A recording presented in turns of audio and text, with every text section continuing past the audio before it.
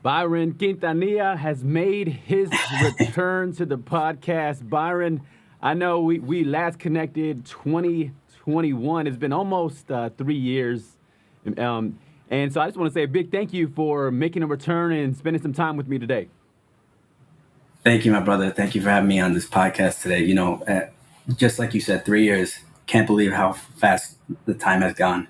Yeah. And we take time is something we shouldn't take for granted because it has no price tag, and everything that we go through in life always teaches us something. So I want to say thank you again for accepting my invitation to rejoin the podcast and be able to be here today to offer some valuable information to our audience. Yes, and I was saying we better watch out because we got a brotherhood forming over here.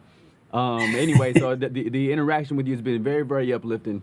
I thought last time, I know you were representing New York, and we were talking about on the law side, but today we get a chance to hear a little bit about the man behind the brand or the person behind the profession. And so anyway, what's the latest in your world? What's happening behind the scenes in your life? Yeah, so over the course of the last 3 years, I've developed my brand further by not just trademarking the law firm name, but my slogan, which is Yo te cuido. Now, Yo te cuido in Spanish, in English, means I take care of you. And that is something that I've lived with. That's a creed that I live with outside the office and inside the office. And it's just a reflection of who I am. And I think that in this business or in any business, you need to be able to be a human at the end of the day. Everything seems so automated with this artificial intelligence, but my brand has significantly been increasing over the last 3 years. And I'm so happy where things are going. I'm so happy with the satisfaction of my clients. So I'm in a happy place right now, for sure. Oh, well, good, man. I'm glad. I know we interacted a little bit offline, and to see it, I think anybody. I think my hope is that people I come across, and that if we spend whether it's 2 or 3 years apart, we haven't interacted much. Once we're making that comeback or that return, or we get a part 2, or even if we get a part 3. We know there's a possibility of bad things having happened, or we know there's a possibility of good things that could have happened in between. But hearing about the brand expanding is definitely encouraging. So I'm grateful for that on the professional side.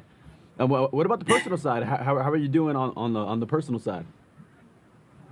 On the personal side, I'm doing well. I've been I have my mom. I have my siblings. I wake up every day knowing that as long as they're healthy, as long as they're happy, then I'm good, right? Because at the end of the day, we have our family, our loved ones.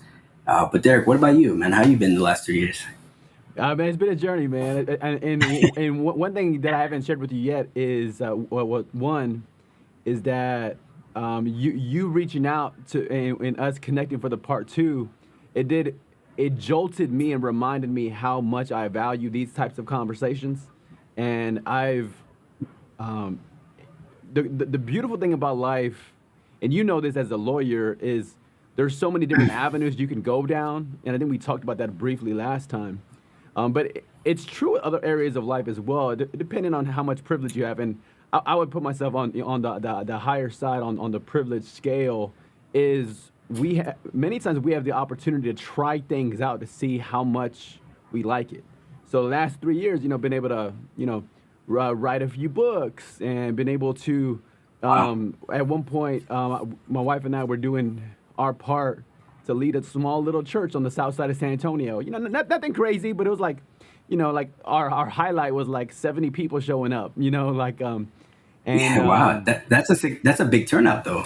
That's a huge turnout. Yeah. So then, doing that, and then, I was doing some daycare stuff. My family's in the daycare business, but I say all that to say thank you, because when you had reached out to jump in for a part two, I said, you know what, man, like spending more time in the podcast setting, connecting with strangers who then become friends, who then become brothers, is so precious to me. And I know, when we interacted a little bit last time, it means a lot. So, so anyway, thanks for asking, and I appreciate that. Yeah. Of course, man. I just wanted to go. I just wanted to ask you one last thing. So, how long did it take? So you had a 70-person turnout for the first event. So what was the process for you and your wife in terms of organizing to be able to get to that, I guess, goal? Because I think at the end of the day, we all have goals, right? Yeah. And we have to develop these blueprints. So I'm just curious to know what your path was. Right. No, good question. So it all kind of happened. What I tease that it was organically. Again, the spiritual people are we go, hey, God was just doing His thing, but because of the pandemic, what had happened, at least with a lot of churches around the country, is a lot of churches were not meeting indoors in the early part of the pandemic, and then slowly there was a trend of churches meeting outdoors, and so we were in that transition. We were meeting online, and then the church wanted to begin meeting, but meeting outdoors. And so the church leader, again, the church that we're a part of, like the bigger congregations at the time, probably 500, 600 members, and they wanted to do a South Side service. And I grew up on the South Side of San Antonio, and they asked me if I knew anybody who had some land. And anybody who knows me knows that my mom has done her part. Like whenever there's like an opportunity to buy a building or buy a house or buy a shop or there was a Baptist church that had burned to the ground, and then the plot of land was then a significant deal. So she had bought the plot of land. And so then when they asked me if I knew somebody who had a piece of land, I said, let me call what I call her at sometimes La Reina, or let me call the queen, right? And ask if she had a piece of land. And sure enough, she had, she said, hey, y'all could use a piece of land and for free. So we had an outdoor service. We put signs up around the neighborhood, and we told our friends about it. And, and then we had used the FM transmitter because, again, this is still early pandemic. So then we had the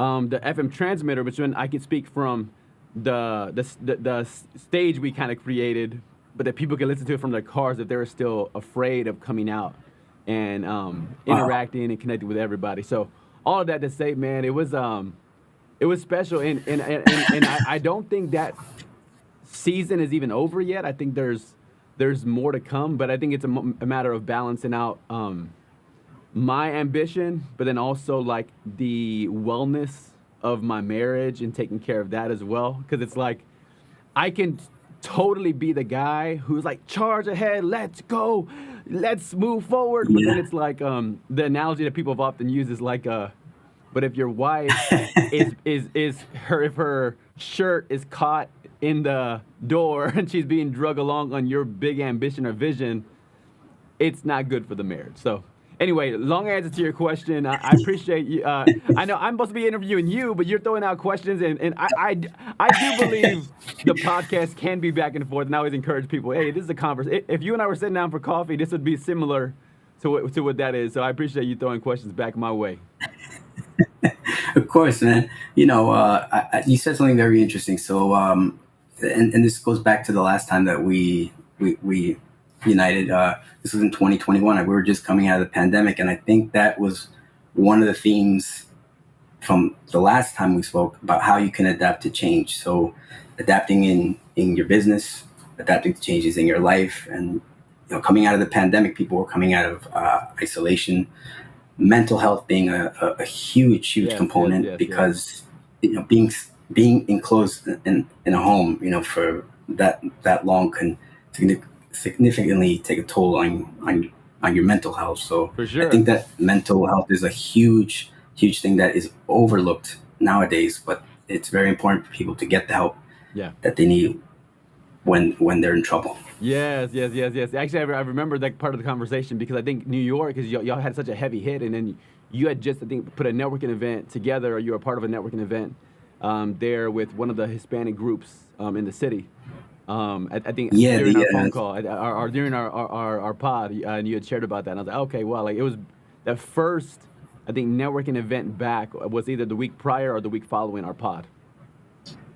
yeah, that's right. That's right. It was the Latino networking event, like which had a huge turnout when we had the first event post pandemic. And I actually appreciate it because that was something that I think many people took for granted prior to the pandemic. Yeah, So I feel like that the pandemic also allowed us to get creative and more and motivated to go out there, meet people, whether it's yeah, professional or personal in the personal sphere.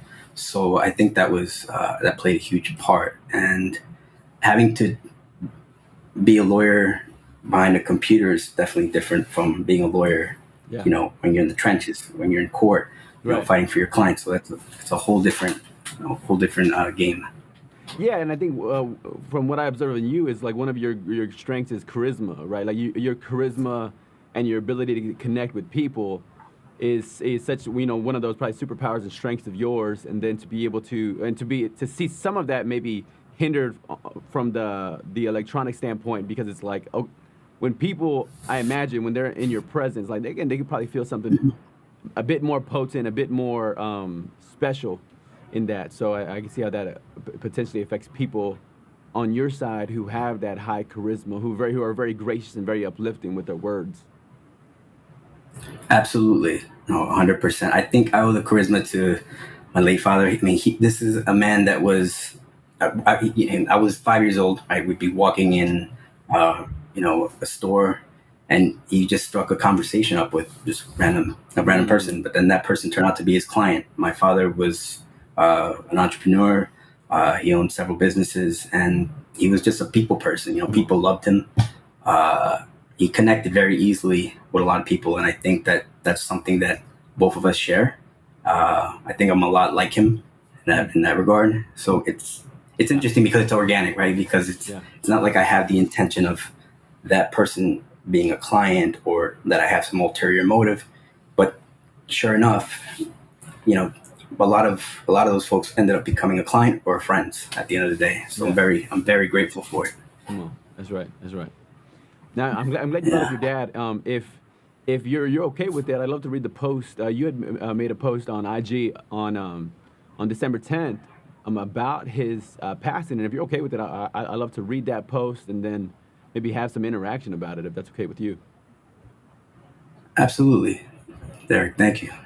It says, "Dear Dad, I'm not sure how I got to this point in my life, but I know it was definitely you and the Lord above that have graced me with the presence of beautiful people in my life. Over the past 6 months, I found solace in building a better relationship with God, my mother, my family, and my colleagues. I selfishly let your passing serve as a reason to justify my life to go down a dark path. I'm thankful for the changes I continue to make daily, being a better person for not just myself, but those around me. Grieving you is not easy. I am and continue to learn a lot these past 15 months since your passing. However, the last 6 months, I found a new found hope in life and what's to come. And I'm confident that I get to share this new found meaning in my life with everyone I cross paths with. I love you, Dad, and I hope you're proud of me. Te quiero mucho. Bro, when I read that, man, I was very, very touched and inspired by, your, I think the real vulnerable expression of your thoughts and all that. How has all that been? And I know you mentioned, I guess in December it was 15 months, so I suppose, 3 months or 4 months since then, we're about 18, 19 months here. How's that part of your journey been? Yeah, that part right there that you mentioned, 19 months, is still um, is astounding because I cannot believe how much time has passed. Because the other day, I started thinking, well, how many hours have passed? And then when I did the math, I said, wow, time, right, is what we need. The grieving process, and you had presented before, that we go through these, I guess, seasons, and I truly believe that we go through these emotions depending on the circumstances. For example, uh, Father's Day, right? You can. Yes. That's. I find myself thinking a lot about him on his birthday. Uh, those things like strike a nerve, and it's not easy. You have to find an outlet. Finding the ability to speak on the process, because I think speaking about it is the best way to grieve, to Yeah. Yeah. and to feel better about yourself. And I think the problem I really had was that I actually witnessed my father take his last breaths. If you don't mind, Derek, I can just kind of go through Yeah. Yeah. Of course. what actually happened. Sure. Sure. I don't mind sharing this. So I was at work on September 6th, 2022. I was so involved in my job, and I get a phone call from my mother. And my mother usually doesn't call me unless it's a real, real, real emergency. She usually texts me. So I get a phone call, and she says, "Hey, come to the house. Something happened." She didn't mention anything, but in my gut feeling, and I think we all get this gut feeling, is that I knew it was about my dad. I knew my dad was going through depression. I knew that he was having issues with his heart, but I didn't think it was going to be so spontaneous. But as soon as I rush to the house, I see 3 ambulances, 5 police cars right outside my parents' home. I rush up the stairs, and I felt like that running up the stairs was like the longest period of my life, Yeah. because I was so anxious to see what had happened. And sure enough, my dad was there, lying there with all the EMTs and the paramedics.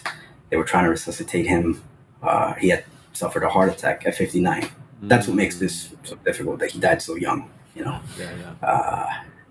Yeah, and I think the issue that I truly had was that, and I think a lot of people can relate, is that we find ourselves in some form of panic or stress when something is out of our control. And my father's passing was certainly out of my control, and I've had to learn to accept that. And I'm still going through the process.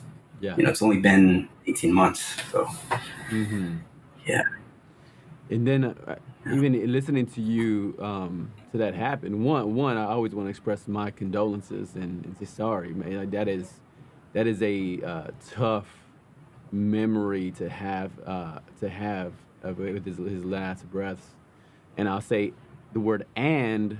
It's also you said it in your prior response when you were sharing about how his legacy flows through you with your charisma, right? With you being down to earth, you being an entrepreneur, and so yeah, man. I think I know it's heavy. I know it's heavy. I know again. I think the wound is so fresh. Even if we're talking 18, 19 months, but to me, yeah, that wound is very, very fresh. But yeah, it's a big deal. So how's your family processing it? I know it's all again recent. How's everybody walking through his passing? Yeah, so I'll start off with my mom. So my mom, initially when everything happened, she was in a state of shock. So the grieving emotions didn't happen 4 or 5 months later. My mom's a very tough woman. Like, she's Yeah. mentally strong, and I was very surprised because it was the opposite for me. One of the things that I can say is that my mom. I'll tell you why I think it was very interesting that my mom reacted the way she did. And obviously, I don't know everything, but that was her partner for like 36 years, and having to now find an alternative life post losing your husband. I don't know what that feels like, but I can only imagine that she's still going through it. Right. We speak every day, and I think that it's therapeutic for her.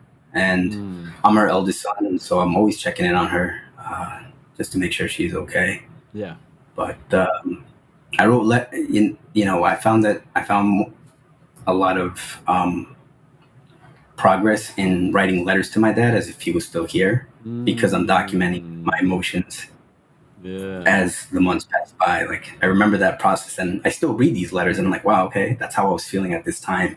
Yeah. And I remember I wrote a letter to my dad on September 8th, which was 2 days after his passing, detailing how difficult it was about his physical absence, because this is my dad was like like my coach. Like, he was like my Mickey to his Rocky. My dad would always call me to make sure that everything was good at work. He gave me words of advice. He would write me these long paragraphs and texts, and things that at that time I may have taken for granted or may have glazed Yeah. over. I saved all those text messages, all the voice notes. Even when I was traveling, he would check in on me. I'm a 36-year-old man, but Yeah. I was very close to my dad. Like, we had a great bond, great Mm, relationship. yeah. That's special, man. I think I I don't know if I told you as much, but having a similar experience with my dad. Now he had passed when I was 17, so this is you know I'm sorry 21 for your loss, man. 21 years ago, and it's I think in my wife and I, we haven't said it in a lot of public forums yet. We have a child on the way, and our first child, and Oh, and congratulations. and and we found out this past Sunday that we got a boy on the way, and Congratulations. no, thank you. But I bring it up because I think one of so my dad, when I'm being frank about my experience with him, is I don't consider him a good man, like, and I know that's hard for like some of my family members to hear me say it, um, and and and so I bring him up again. I never want to dishonor him, but I also don't want to make it seem like he's something that he wasn't. But still, there was this big weight and challenge of him passing. And there was it continues. Again, it's been 21 years and there's still a wound Wow. there that I don't know. But that's with a dad who was not, again, like, um, he was not a good dad. And I say that now I'm going to connect it to my wife and I having a son. One of my biggest fears is being a good dad. When I hear you describe your dad, I go, that man was a good dad. What you described, and I want to be a good dad, but the fear is if I'm a good dad and my son one day loses a good dad, like that's ooh, like that's heavy to Oh, imagine because I've lost a bad dad. I know what it looks like to lose a bad dad, and like somebody that you're going through, what you're going through is like, man, like you have so many memories and habits of his. You're talking about the messaging, the caring, the checking in on you.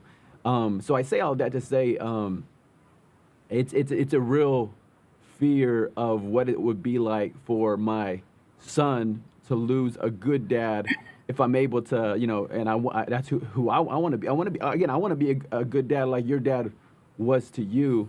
And there's a fear that comes with what is it like when a child loses a good parent. absolutely. It's interesting that you say that, Derek, because I, it's fear, right? Fear of that would be out of your control, right? I Yeah. mean, you do the best that you Right. can Right. as a father, and I'm sure you're gonna make an amazing father. So, no doubt there. But putting your best foot forward. I mean, that Yeah. I think that's what my dad wanted. He wanted a better life for his Yes. kids. That's good. This is a man that came from Guatemala in the '80s. He came with $100 in his pocket, and Mm. he established himself. He met my mom here in New York. They bought 3 homes, 2 outside of the country. Have 4 active businesses currently in play right now. So Mm. as even though my dad was proud of me, but I was also very proud of him Yeah. because he set an example for me to also want to do better. So I feel like his passing wasn't in vain, Hmm. because whatever he taught me is what I intend to um, and show my children one day when I do have them. Yeah. So Yes. Yes. Yes. And I love the practice yeah, you described too of writing letters to him as if he was here. I know when I wrote my first book, and I like that's when I wrote my first book, and I wanted him to have a copy. I wanted my dad to have a copy. So I took it to his gravesite, and I had wrote him, and I inscribed, um, on the inside of the book, and I want him to know like his last name is on this cover. And oh, and so all of that to say, I think there's something so therapeutic about having practiced that, and but to hear you writing letters, man, I think that's also something that I could see the therapeutic power in doing that. absolutely. At the time that I wrote the letter, 2 days after my dad's passing, I said, "Oh, this is." I don't know why I'm doing this. I started questioning like why I was writing the letters because at the time I just I said I'm probably not going to look at these letters, but the 2 days ago, once I opened the Word file where I write these letters and I started reading them again, and it actually made me feel better because I said, "Wow, I actually progressed." Yeah, 18 months later, and I'm still progressing. I'm not 100%, but I'm happy in the moment, in the present. yeah, I think that's the most important thing. yes, You know, yes, yes. Derek, you mentioned that you mentioned that you write your own literature, but I'm not sure if you came across a book called Reasons Not to Worry by Bridget Delany. Oh, Have no, no, you no, I come haven't. across that? No, I haven't. Okay, it's this one right here. So this has been my Bible, man. Okay, I like that. I like it. But I like it. this book I highly recommend because and I'm not doing any marketing here, but but this book itself is recounts the author's journey post pandemic on how to live a more stoic lifestyle, meaning being able to be okay with things that are outside of our control. Yeah. And one of the most important principles is that uh, we can control certain things, right? We can control um, our diet, we can control our weight, we can control our habits. We can't control uh, death, but having the ability to program your brain to think of the worst case scenario to prepare you mentally for something that could happen actually makes you stronger. Hmm. I don't know if that Yeah, no, resonates with you. that resonates. That resonates. It's a Yeah. common. I think being involved with friends, family members, and then people trusting me with very, very fragile or even dark moments of their lives. I think my optimistic version of me is always thinking like people's lives always gets better. Like that's what my brain automatically thinks. But real life shows me that's really not. It's really not true. Like people's lives get worse. People make worse decisions than they've ever made. And I think that idea of knowing where my responsibility ends and somebody else's responsibility begins is uh, is huge. Um, and then prepare, wanting to prepare people, or wanting to prepare in the context of fatherhood and sonship, is wanting to prepare my son for the day. And I think that's what my mom did an amazing job at. Is for as long as I can remember, she's always used the phrase, "If I'm not here, I want you to know this," and then she'd give her advice or her perspective, and she's been doing that for as long as I can remember being able to talk. Like we're talking 36 years of my mom using that line, and thank God, Wow. she's around and she's alive. But I think I want to like I want to do that, and I'm grateful for the books to have written But I find myself more motivated than ever. Is like, how do I prepare him in case I'm not here, right? Because we don't have the guarantee of, am I gonna get 5 years, 10 years, 20 years? Am I gonna get 40, 50, 60 years with him? Or we don't know that time frame. But whatever time I do have, I find myself wanting to prepare him the way I felt like my mom prepared me for the time when she's not here anymore. Wow. Hearing what you're saying, and sounds like you have a really great relationship with your mom. So how's that Yeah, been? Do yeah. you guys live close to each other, Yeah, or? we do. She's here in San Antonio, and it is special. It's special. In fact, one of the reasons, even having our first kid, my wife and I, one of the reasons I wanted to have a son is I wanted my wife to have a son that could mirror my relationship with my mom. Like I was like, if we can, yeah, if it's true about a daddy's girl and mama's boy, and me being so connected to with my mom, if I can be a front row spectator with my wife having that kind of connection with my son, like if they can have what my mom and I have, like, man, that's gonna be a special thing just to witness.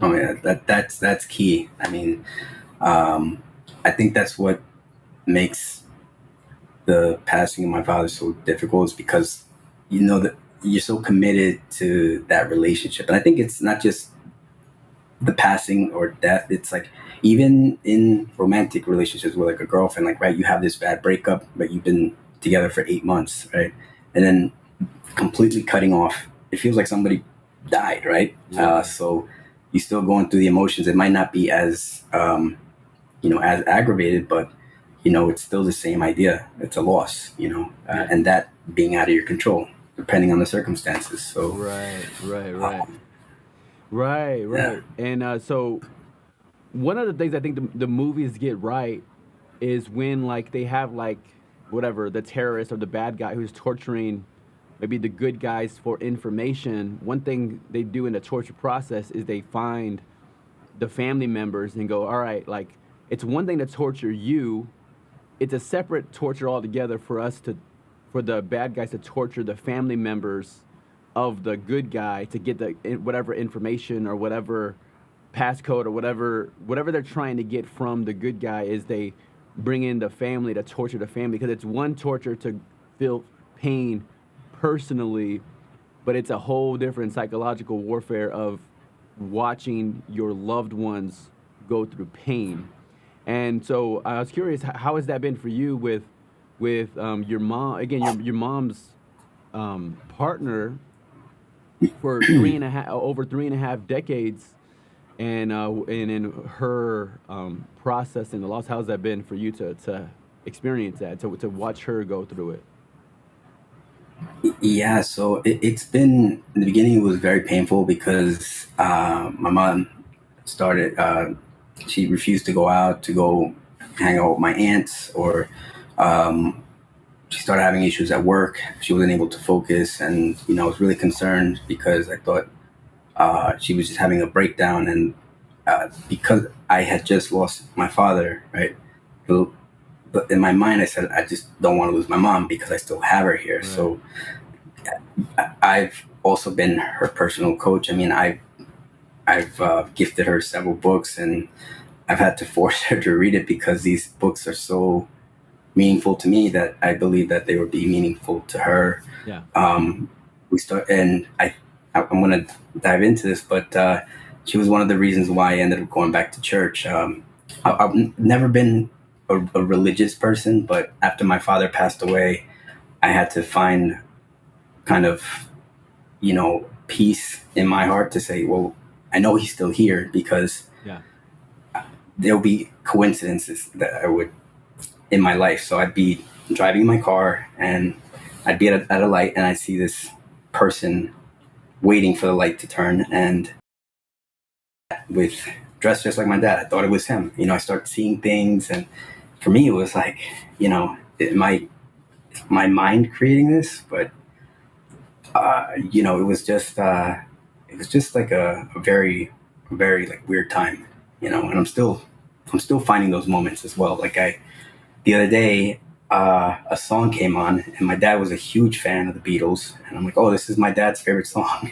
So things like Mm. that will trigger emotion, or trigger me to start thinking about him. So I'm like, did you put that song on because you Mm. want to speak to me? Yeah. So going back to church was a big thing for me because I felt like I was lost, and I went with my mother on her birthday to Mm. on a Wednesday. We do the Rosario. I don't know if you're familiar with the Mm-hmm. Rosario, but we do the Hail Marys, and we pray, and we pray for the health of others. We also pray for people who are going through a difficult time.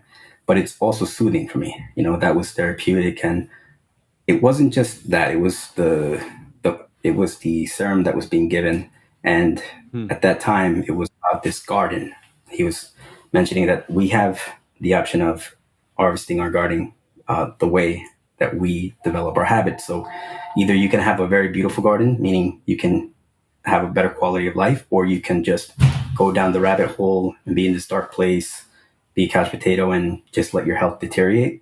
So I said, I don't want to go down that route. I want the beautiful garden. Yeah. I don't want the one with the thorns in it. So after that, I was like, okay, I'm coming here every Wednesday and every Sunday, Mm. and it's been like that for um, for as long as like almost a year now.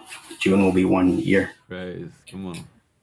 I love it. I love it. I want to touch on what you brought up on the idea of him showing up in these maybe supernatural ways, and I've seen that in on our gender reveal when we found out it was a boy. We did like we took the card from the doctor to the bakery, and then we got the wine cups, and we scooped it, and in my inability I'm not colorblind, but there's times when colors are close enough.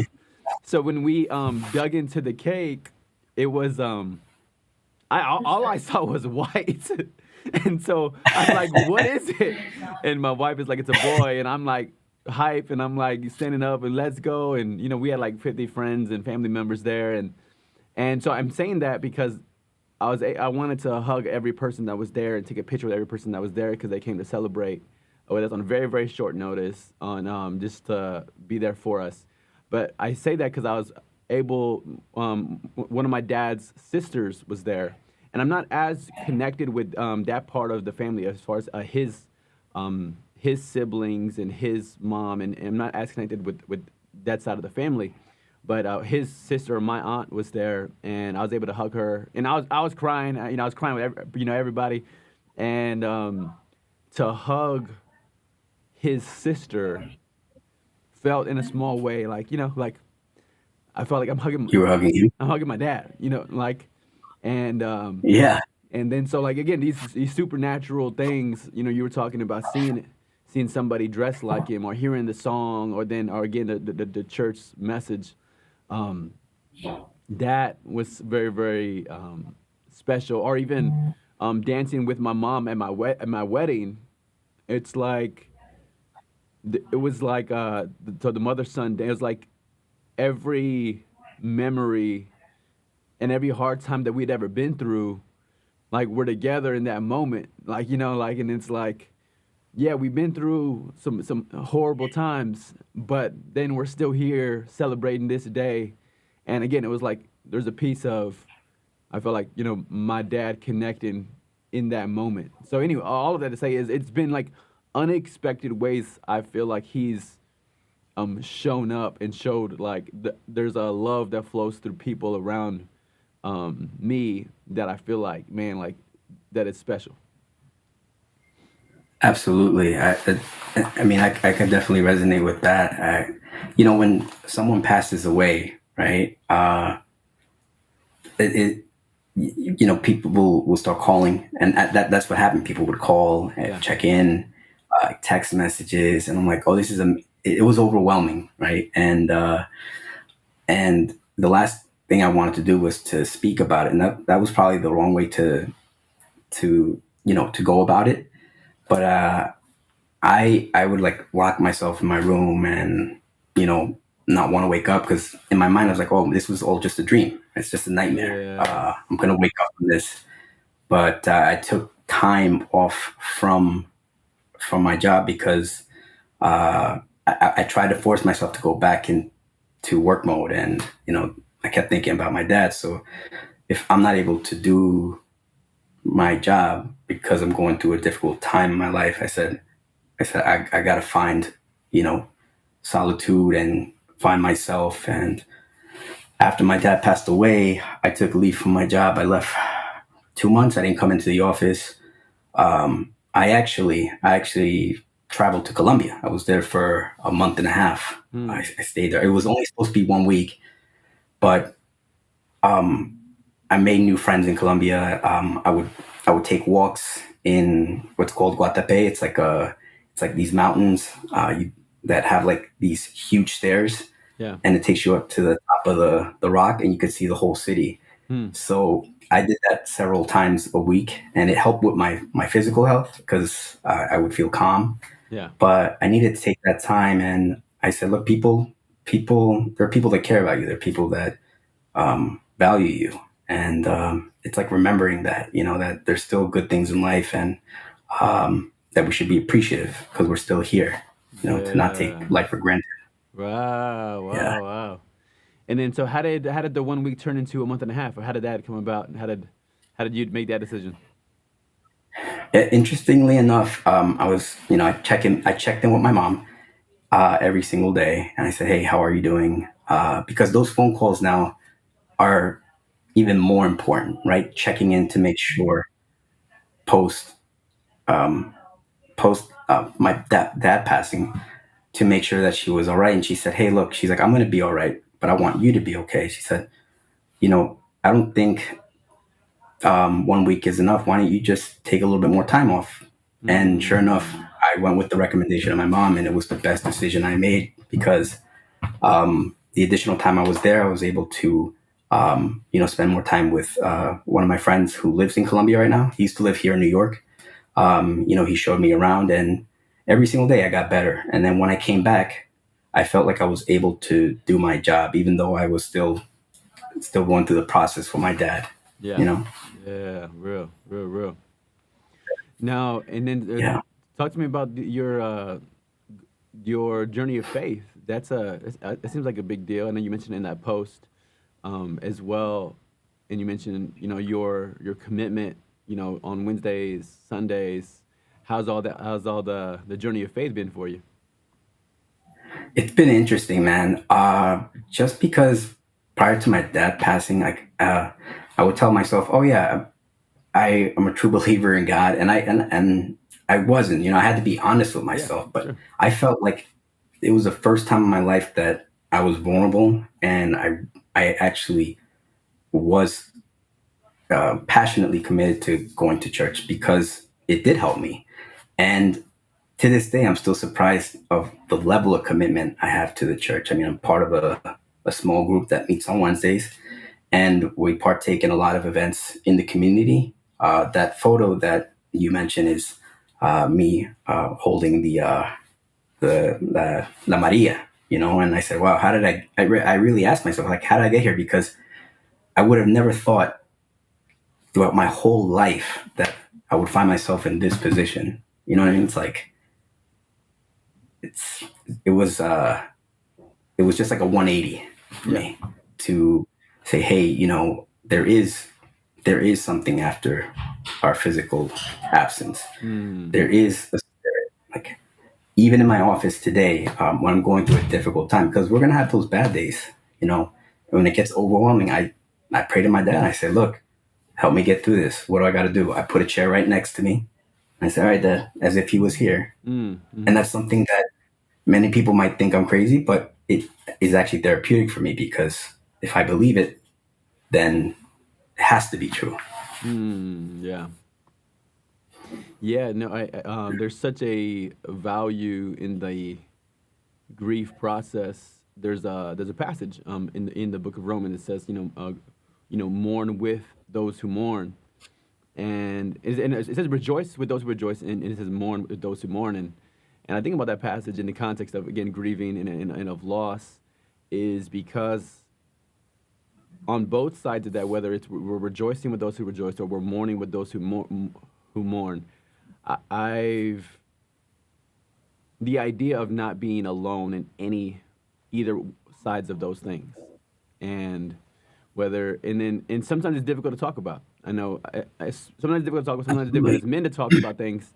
And how's that been for you? I know you mentioned that talking about it is a form of therapy. Do you um, do you usually talk to friends about it? Do you actually talk to family? Sometimes I remember early on of losing my dad, I almost didn't want to talk to my family about it because I didn't want to make them cry. You know, Yeah. I think I've moved away from that, and I think I'm okay talking about it and then mentioning him or mentioning a memory or mentioning things now.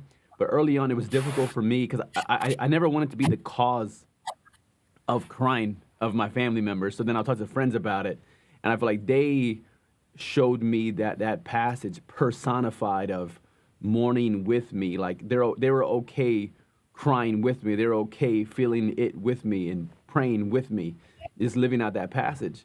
But how has it been for you? You know, like are you selective in who you talk about it with? Do you talk about it with everybody, or you avoid certain people with talking about it, or do you go to certain people? How do you do it?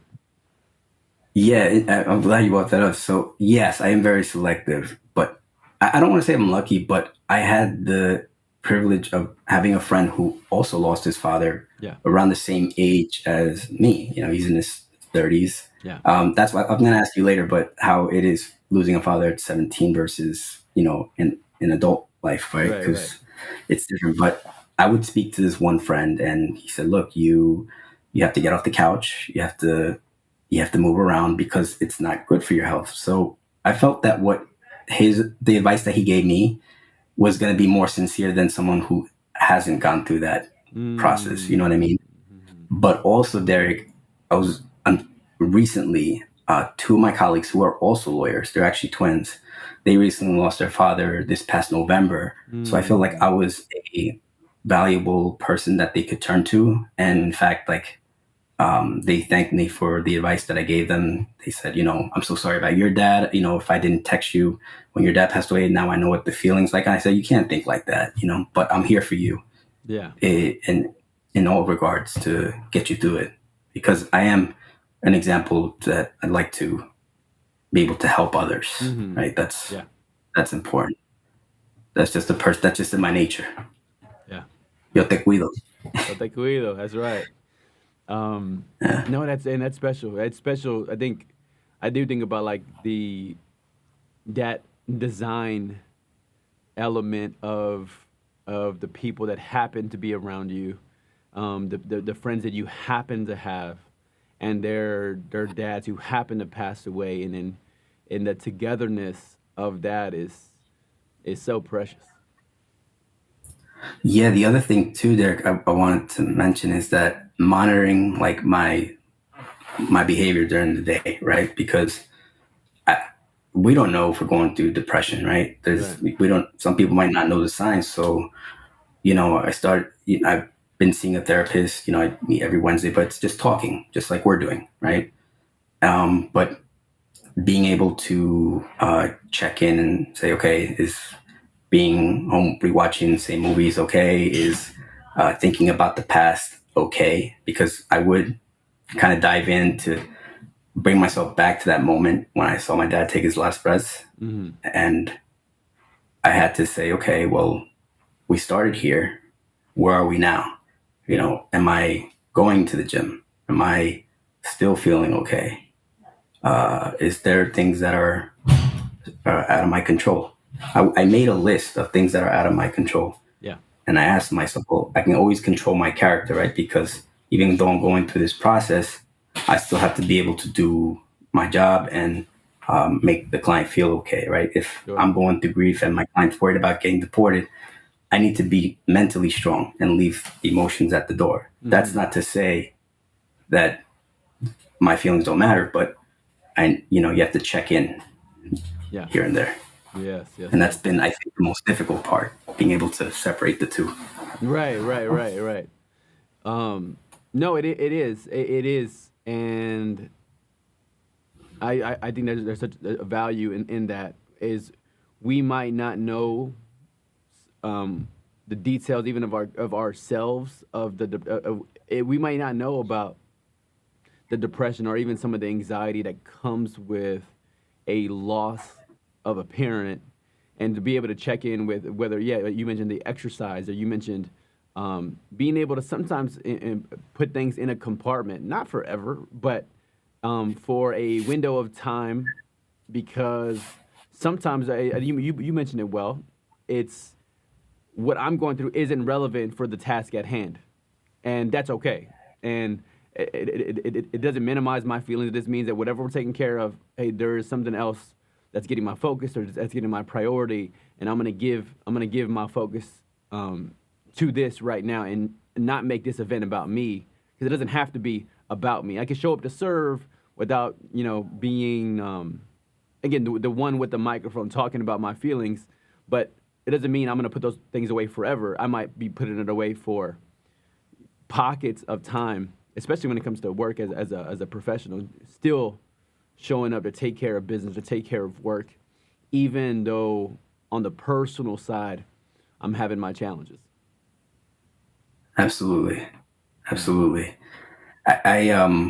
It's interesting because my dad, he was in that old school mentality of the Yeah. machismo that, I don't have to speak about my feelings because it's seen as a Right. sign of weakness. Right. Right. But I learned that that's not okay either. Right? I didn't agree with that. So uh, there was, there was one time when I was having a panic attack at work because Mm. something once again was out of my control, and I lost consciousness. I was in my office, trying to throw up. Nothing was coming out, but I had to say to myself, "Look, I'm going to get through this." Like, you know, take a deep breath, and then reset myself. And talking about those episodes with my mom, I really developed a strong relationship with her because I was trusting her with my feelings and my personal issues I was going through. So I felt like that's been creating a stronger bond with my mom, Mm-hmm. and I think that was very valuable. And I said, okay, so there is something valuable in opening up and not being closed off because of this idea that, like, oh, I'm strong because I'm a man, and you know nothing, nothing can stop me. Like my dad got the help that he needed, but he never like would open up to us about it because he Right. never wanted to worry us. That's just how he was, Right. Yeah. Yeah, That's real. That's real. And that's a common perspective of interestingly, you mentioned the word stoic earlier, but there was a stoicism that prior generations cherished and valued more. I know our generation, I think, has come to value authenticity more than stoicism. And again, and there's certainly values on both sides. There's a time to be stoic, and then there's a time to be authentic, and to be able to figure out when to leverage each one of those. I think is one of the keys in life, to figure out how do I operate in this moment, what's needed here, I think it's that discerning what is best or what is needed for me in this moment. Sometimes the best way to connect is vulnerability, and even when I'm giving speeches, I can feel the room with me when I'm sharing a weakness of mine, when I'm sharing a hardship of mine, when I'm sharing a heartbreak. Like, I can feel the room, and when my voice begins to crack, and then I'm able to see again, see tears as tears are welling up in my eyes as I'm sharing a story, and then I'm seeing tears from them flow. I'm like, oh wow, like just going here is connecting emotionally in a way that I could have quoted 100 scriptures and like, okay, that's not connecting. But I share a hardship that I'm going through, and tears well up in my eyes, and I feel, the lump in my throat, and that affects yeah, the way I'm even communicating, and all of a sudden they're all mourning, grieving with me, and then it's like we're together now. And anyway, all that to say, I think there's such a power to No, go on, leveraging. because actually, I was just I resonate with that a lot because I think that like everyone today just feels like they're in their own bubble. Like, oh, I'm different from everybody else. Like they isolate themselves, Yeah. but we don't know what someone is going to. Like you and I have a connection, right? We both lost a dad, Yeah. but I think us speaking about it makes our relationship more, it adds more value to Yes. it. You know, Yes. I'm able to be share more with you, right? And if we start thinking about, hey, we're all a team here, I think that's better than saying, hey, I'm a loner and everybody else can, is in a separate bubble. I don't know if Mm. that makes Yes. sense. Well, 100%. 100%. And Yeah. I think, yeah, the idea of how we are connected and finding common ground and hardship, fortunately or unfortunately, it's one of the most common grounds any of us could ever discuss. And I know, like, there is an off-putting element, especially in your world, like when it comes to being a lawyer. It's like, okay, like you can have this prestigious career, and then you have your law firm, and then you're working out and you're fit, and you have all of these good things, and sometimes that could be off-putting to people because like, oh, like if their life isn't as good or doesn't measure up, they could be like, oh, like he doesn't understand. But then like the idea of like hardship and sharing some of that, then it's like, oh, wait a minute. Oh, he is a human. He's not he's not, whatever. He's not a god, where he's untouchable. No, he's touchable. Like he's down to earth. He's real. Yeah. It's funny that what you're saying is like, I've gotten a lot of criticism for from like my other colleagues. They said, because my Instagram, right, is my personal account, avocado, right? I'm an avocado guy. So if anybody is listening, I'm a huge avocado fan. I put it Yeah. on everything. But I get a lot of criticism because they say, well, I think you're too personal in your on your Instagram, and at the same time you're posting all these informative, content, legal content. Like why don't you create two accounts? And I said, why? This is me. This is who I am. Why would I want to manufacture the person I am for the benefit of others? And I think it goes to the idea like, forget everybody else's opinion, because at the end of the day, it's just us Yeah. and what we want to do. Yeah. Yeah. But it worked to my benefit because, like you said, people are like, oh, he is a human. I would get a text and say, oh, when you get back from Brazil, I'd like to, have a consultation with you, or, Mm. hey, I'm going to, my dad, I'm worried about my dad passing away. I want to get a will done. And I'm like, oh, things that I didn't expect from the post. Yeah. Yeah. Ended up, planting seeds for, future client, future work, and, friendships. Mm. So I think it adds value. Yes. Yes. Just being honest with yourself is a major key. 100%. Exactly. I'll answer the question you had posed in the middle of our conversation about what was it like at 17? I think as a 17-year-old, one, like your like belief system is, I feel like, just starting, and I think a frame of reference has been a fascinating thought. Like, so my frame of reference at 17, of course, was a lot smaller than what it is as a 38-year-old now. I'll give you an example. Like, so I had one of my best friends, who's whatever, he's in his 50s, but he lost his dad when his dad's like 60 or 70, like very very later in the game. In the pain he had watching his dad wither away because his dad really deteriorated significantly in the lead up to his death, and I to talk to him about it, that's heavy, that's painful, that's hard, it's difficult.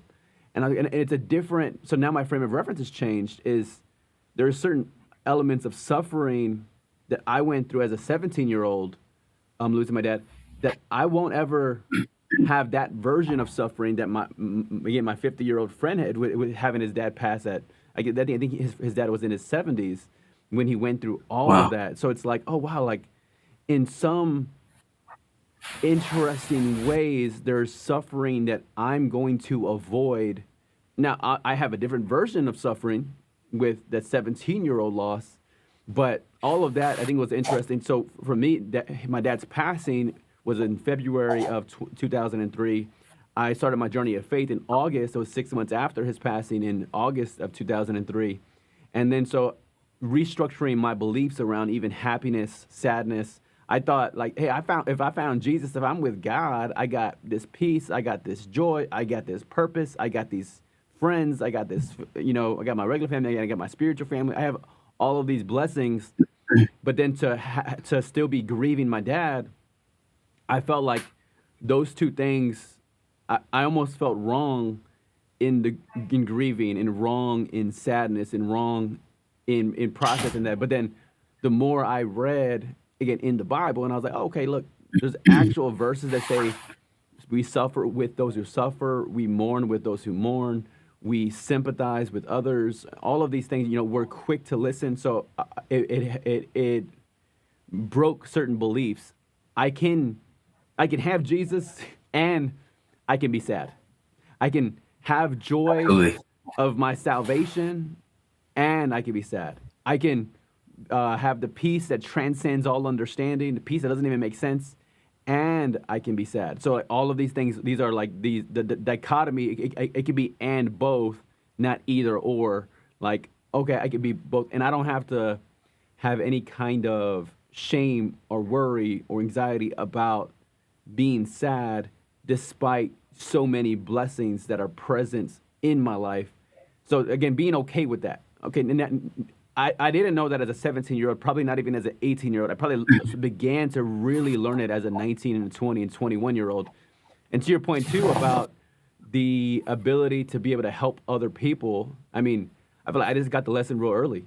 So that means when I met friends who were losing theirs, it's like now. It's like, oh, well, I've been doing this for 21 years, grieving my dad, right? And it's 21 years of going to his gravesite and having conversations. So like to me it's second nature. Even if as you and I were preparing our conversation here, it was like it's odd I didn't even know how to put it. I was gonna say this is one of my favorite topics, grief, as far as not because I like grief, because I don't know anybody who likes Right. it, but Yeah, I think we can both agree on that. but the depth that comes with it is one of my favorite things in life. Is the connection, the potential connection that could come with grieving.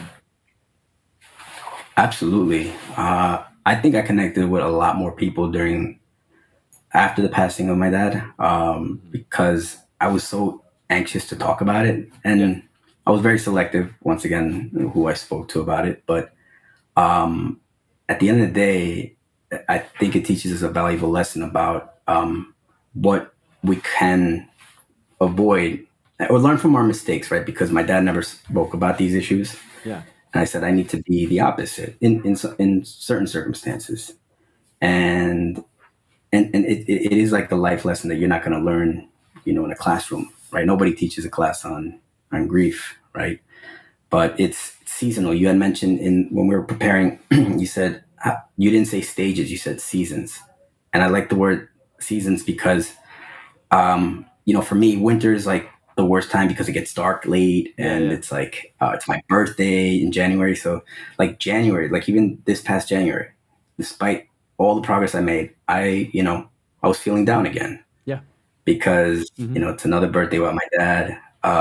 It's cold, it gets dark early, and I was just going through the emotions. So I think that just like showering, you need to practice this this state of mind, this positive mental attitude every single day. If it's like working out. If you stop working out, you're not going to make any progress. Yeah, yeah. That's real. Yeah, You mentioned birthday. I wanted to connect birthdays and also Father's Day, and the we touched the topic of like our dad showing up, and it's been one of my favorite memories. Like probably top 10 memories of all time. It was already my dad had already passed, and I was at church on a Sunday. And what people may not know about Father's Day for people who have lost dads, and you're going to a church service, it can be very difficult. And because everybody's celebrating, appropriately so, everybody's celebrating their dad, and we're honoring the dads, and we're lifting up the dads, and like people are, they're maybe tailoring certain messages, in a again, I go to a non-denominational church, so it's a little bit more like free flowing in the sense of people customizing messages around their dad. And so it could be really difficult if you lost your dad and feel like, oh, everybody here gets to celebrate their dad, and you can feel like, oh, I'm kind of alone, especially as a young teenager, and then as a 20-year-old, like you feel like, well, most people aren't me. But to get to my favorite memory was one of the ministers came up, and he was like, and he just grabbed me, and he's like, hey, I just want you to know, like, the man you are, like, your dad would be so proud of you. And That's real. him giving that to me, like, so frame of reference, like, now I go, like, he had the intentionality to go, I'm gonna find somebody who maybe is not celebrating today, and maybe they're grieving today, and he said, for him to find me and to give me that mess, I said, oh, you know what, like what a powerful thing. I would love to do that for somebody else, to show up and be like, man, your dad would be so, if he saw what you were doing right now, like, he'd be so proud of you. But instead of, like, again, like, focusing on the grief of myself, of like, what am I going through, this man found somebody else, and I want to be that, to somebody, and remind them. So And anyway. you will be. You will be, and I'll tell you why. So I didn't mean to interrupt you, but No, go ahead. you're you're in the best part of your life right now. You're about to be a father. You get to recreate memories Mm. with your son that you didn't get to share with your dad. You get to rewrite history, Yeah. essentially, and you filling that void with the passing of your father. I think that's what I struggle with now. I'm not married. I don't have any kids yet, but I do have two nieces. So this goes to the part about filling the void. So I can't celebrate my father on Father's Day, but I celebrate my brother and my two nieces on Mm. that day. So we've made it a tradition in the last 2 years to go to his house. He actually just moved into the neighborhood. He actually purchased my parents' old house, and then I purchased my first home this year, and my mother's living with me now. So that was like, I think my dad saying, "Hey, look, this is all gonna turn out well," and it did. My Mm. mom just wishes that he was here to be able to spend time with the grandkids. So Yeah. Yeah. not everything's perfect, man. Right. Well, and congratulations on the purchase of your home. And it's so special to have your brother in the neighborhood, and to make it about, even like, to think about his kids and being there for them, because there will be messages that only you can give, that, like, the messages that come from the parents, something will bounce off, but then the uncle comes in, swoops in, and gives some input. I've seen that over and Yeah. over again. It's this other adult, to other adult male, to other, who plays this pivotal role um, in their lives. So yeah, in fact, I think my nieces and nephews, they're part of a very, very big reason why we even decided to have a child, is because of that connection. And it's like so many little things that happen with them, that it's like, wow, like, it's special. It's so special to connect with the nieces and nephews. Oh yeah, 100%. I mean, my nieces are like my world. One is 6 and one is 4. Yeah. But this year for my birthday, we went to a steakhouse, and this cutest little thing. They bought this little box, wrapped up.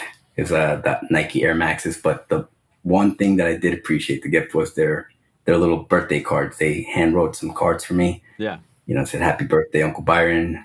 Thank you for being the best uncle." And that was very touching, because I'm like, okay, I'm doing my job as an uncle, right? I might spoil them a little bit, but they Yeah. love me. So Yeah, yeah, yeah, yeah, yeah. someone's gonna miss me. Right, right. And it is like that. There is a grandpa. I think about it as grandpa, like in the sense of like the spoiling element to what we get a chance to do as uncles. And my wife was explaining this to me the other day. She was sharing um, how it, how without realizing it, uncles and aunts could be prefer because they're not the ones disciplining the kids all the time. The parents are the ones disciplining and Yeah, creating the rules and creating the boundaries and creating different appropriate amount of limitations for the kids. But the uncle could come in and they're not doing any of that, and they're just associated with all these good memories. And I was talking to my brother too about it because I'm running around with his son. His son's 2, and we're like just chasing each other around at our niece's baby shower, and we're just running around. I'm like, I was telling her, I said, do you think it's crazy? Because we know on the scientific side in 2024, we know all of the weird chemicals in our brains. We know the dopamine, oxytocin, serotonin, endorphins. Like, these are part of vocabulary nowadays.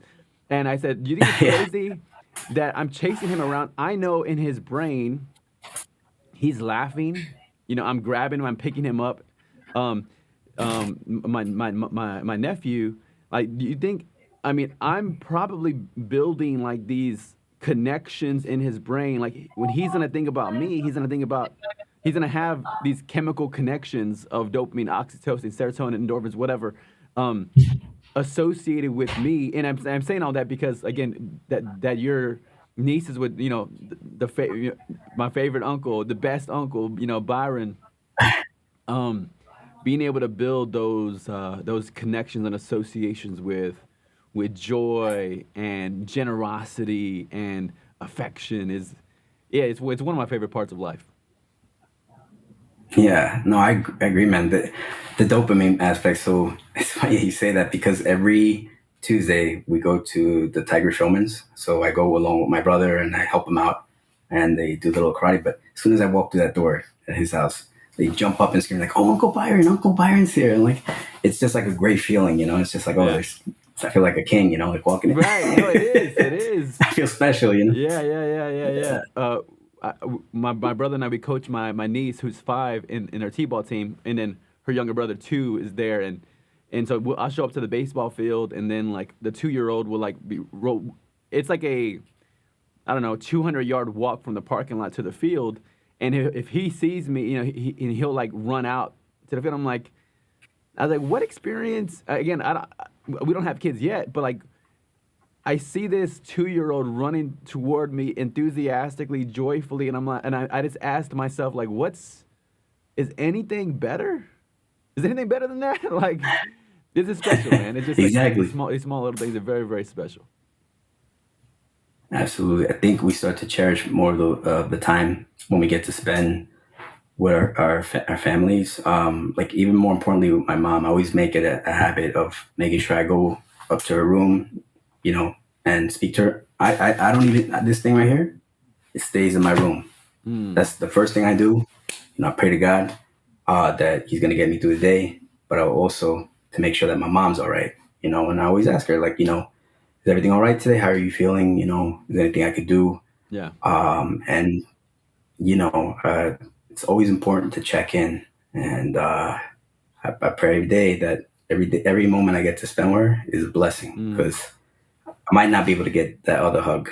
Things that I yeah, didn't get with my dad. I wish I could always have that conversation with my dad now. Like I'd pay whatever to just have that conversation with him, just to see how he's doing. But we have to live in the present because I think if we're so focused on the future, we're going to stress ourselves out. yeah, We get depressed because our expectations might not be met. yeah, And I've learned to live my life that way, to not think too far out in the future. yeah, Before my dad passed away, I said, okay, in my business, I said, okay, what do I want to do in 5 years with my business? And I was so focused on that I limited my time with my family. So the passing of my dad kind of taught me a lesson. Say you need to be with the family because you want to, because you start thinking, wow, I could lose this person tomorrow. mhm, So let's create memories today. yeah. Yes, yes, yes. I love that. Um, I did want to ask you, what is there anything specific you'd love people to know about your dad? Like what anything you're like, oh man, you guys got to know this detail, or you guys got to know this story, or you guys got to know this quality. You've already shared several qualities I think that are noble. His again, his care for you, his connection, him checking in, him him being a businessman, him being charismatic, him caring about people. Um, is there anything you want to underline any of those, or is there anything else you really want people to know when they think about your dad and him? What you would want them to remember? So I'm going to share this interesting story before I dive into that. But when we had my dad's funeral service, I was surprised with the turnout because all of his clients, a majority of his clients, showed up to the funeral. Hmm. Even two of my clients showed up to support me, which was also touching. Yes. But hearing them speak at my dad's service about the man that he was, I learned a lot more about my father. Like Mm. my dad apparently financially helped one of his clients to start his own business. He actually turned to my dad about starting a business because he hated his job. Hmm. So my dad was kind of like this life coach for him. And this gentleman that was speaking spoke to me after, and he said, I really admired the person your father was. I'm sure, I know he's proud of you. Just don't. And the one thing that stayed with me, what he said, don't change. Continue to be the person that you are, because that's the person that would want you to be if he was still here. And I was like, wow, like I didn't know that he did that. Mm. He was the type of person that was so selfless. Like despite the busy schedule that he had, he always made time to get on the phone, and it didn't have to be a family member. It was just he's the type of guy that he would help people, a stranger on the street. Like he'd give $10, $20. He's very, very kind. Like, and I think that's the way I want to be remembered. That's why I appreciate my job even more, because the day that I'm not here, I want my clients to be able to say, or my friends to say, wow, that kid was something else. Yeah. He was a good guy, Yeah. you know? Hmm. I love that. Yeah. I love it. And those are I think it's the idea. When I was younger, I think I wanted people to remember different things about me, whether it's my courage or my passion.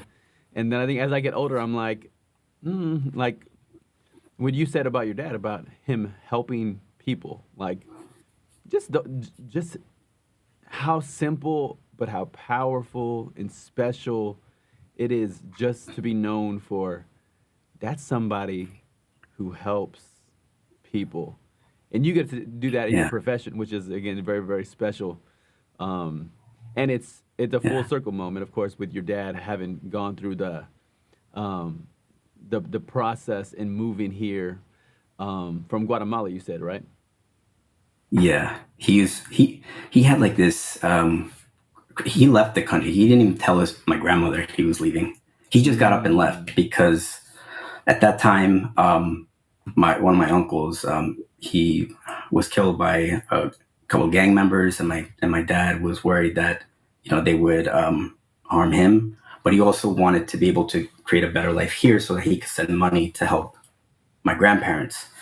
But when my dad got here, after going through the journey and um, having to develop the better quality of life, he was as kind as he was also very tough on me. Like he showed me tough love. He Mm. said he would remind me. He said, "Look, I came through that border. I made a better life. You have these opportunities here. Take advantage of them. This is a guy that forced me to work my first job at 15. Mm. I started working at 15 with my uncle in a restaurant, Mm. and he showed me the value of like working hard and being able to develop my character. Yeah, he was really big on that. I mean, he's very like there was times when we would bump heads, but I think it's because we were like the same, Yeah. and we had our arguments, but it was mostly about like he was so fixated on me trying to do less traveling and just be more grounded and find somebody to marry. And at that time, I wasn't ready for the commitments. But that's how he was. We would disagree on some things. It Yeah. wasn't perfect, but Yeah. Yeah. that's what made our love even more because every other Sunday, we would do a pool night. We would go to the billiards and have a couple beers, play pool, and like those are the memories I still have with him. Yeah. He always made time. And I think listening to it does remind me of some friends and I will discuss about our lives and our kids who, God willing, they're going to be in a much better position than we were in to start. But the problem with that we see, like from like a generational perspective, is that when we make it too easy for them, it's typically not good for them. But to hear how your dad approached it, so my friends and I will joke about us having to quote, manufacture suffering for our kids because suffering is so good for you. But even hearing how your dad did it with as far as like when it came to getting you to work at 15 at the uncle's restaurant, it seems to really paid off as far as again, if the goal was character development and people could see what you're doing now, people see how you operate now, and even the people skills and I imagine so much of that was developed early on with working with whether you're developing it with your coworkers or even with the the patrons of the restaurant. Yeah, he programmed me at I would say he programmed me at a very young age, and I'm very thankful. Even though at that time I didn't appreciate it, I thought he was just punishing me even more.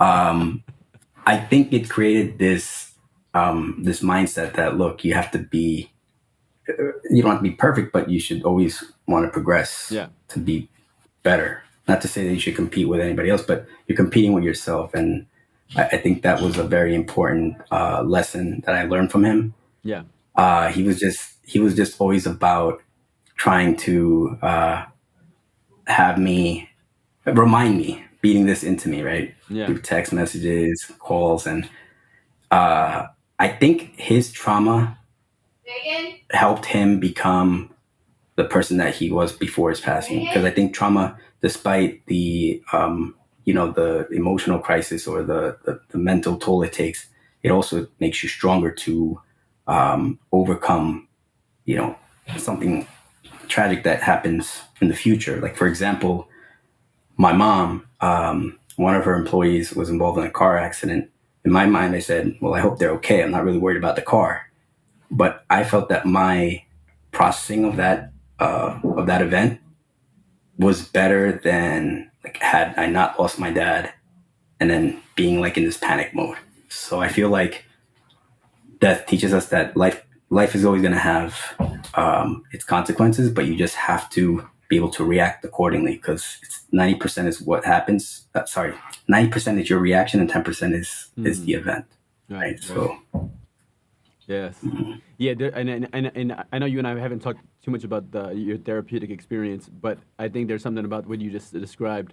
There within cognitive behavioral therapy, they have what's called it's an ABC model, and the idea is A is your activating events, or what you just described as 10%, and then B stands for your beliefs from the activating event, or what you just described as our responses to it, and then C stands for the consequences of holding on to those B beliefs. And so it's a really interesting way to think about therapy or even just personal development, or even if you have experiences that might have be hindering anybody from moving forward. It's a great, even if somebody just like, hey, I don't have money for therapy, you could journal so much of that out. Like you have what happened in your life. So sometimes people will talk about going through a divorce. There's a lot of negative messaging you could get from going into a divorce. Now, it's important that people take the beliefs from a divorce and package them in a way that best sets them up for success moving forward. Example of a bad belief that came from a divorce would be like, oh, I'm not, like, nobody will ever love me. That's not true. Like that's not a good belief to get from a divorce. It's one person has decided to no longer love me as a romantic partner, but that doesn't mean correct. everybody or nobody will ever love me. So let's reframe that belief, because the consequence, if you truly believe nobody will ever love you, then you might have you not even might have, you will have a darker or jaded image of your relationships, and you'll have a negative belief that could end up turning into this self-fulfilling prophecy of how people are with you. Anyway, all that to say is I think what you said was spot on. Of 10% what happens to you, 90% how you respond. But that's for people listening in who are like, might have events that have held them back. If you can reframe events, there's something that's called, people are familiar with post-traumatic stress, but there's also post-traumatic thriving and post-traumatic achievement. People who've lost limbs have reported higher degrees of happiness even than before. And it's like, wait, what? After they lost an arm or a leg, you think their life is changed forever. But again, there are documented studies that show people even after trauma can achieve higher levels of happiness than even before, which is kind of a crazy. Again, it's a belief breaker to process.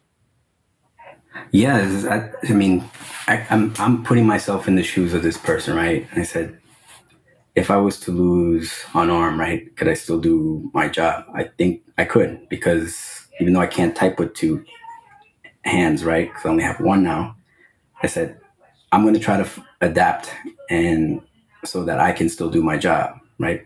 Whether it be like a voice to text or just having somebody write for me. I can still go into court and make arguments. So if I can't do the transactional aspect, I'm going to find solace or gratitude in, advocating for my client in person, because I still have my voice.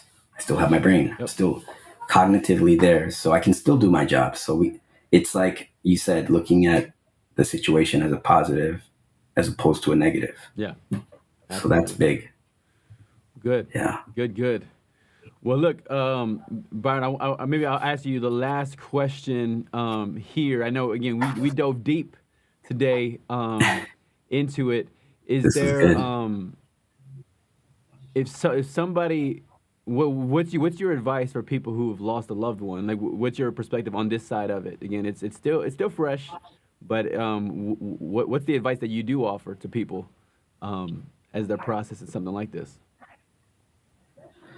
My advice to someone who has gone through a loss of a family member, friend, girlfriend, or maybe my biggest advice is to always ensure that there's a line of communication with family or a healthcare professional, because I think that speaking about these issues will allow someone to assess, how you're feeling, because sometimes we can't self-diagnose. Yes. I've gone through it myself.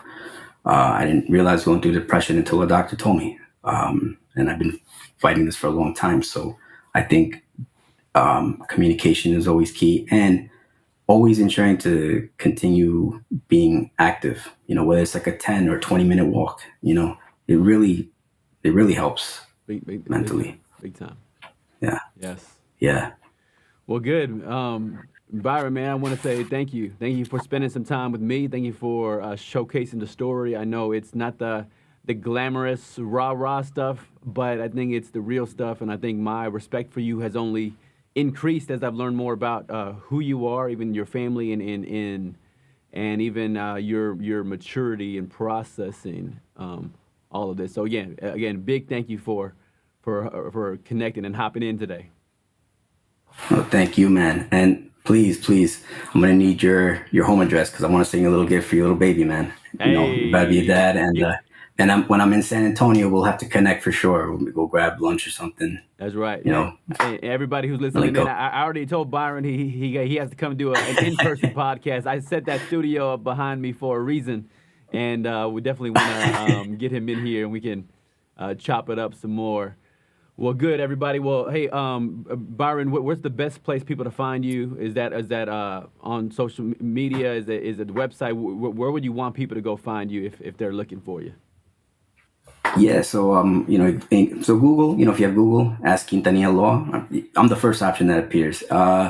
Instagram handle abogado avocado underscore, or ask Quintanilla Law. Perfect. So, and I'm available, Derek. If you need anything. So, I really appreciate this conversation we had, and I learned a lot more about you, and I'm looking forward to us reconnecting again, man. I know, man. We got to put a part three, part three out there. Well, good, brother. Well, everybody, thank you so much for tuning in, and we'll see you on the next episode. Peace.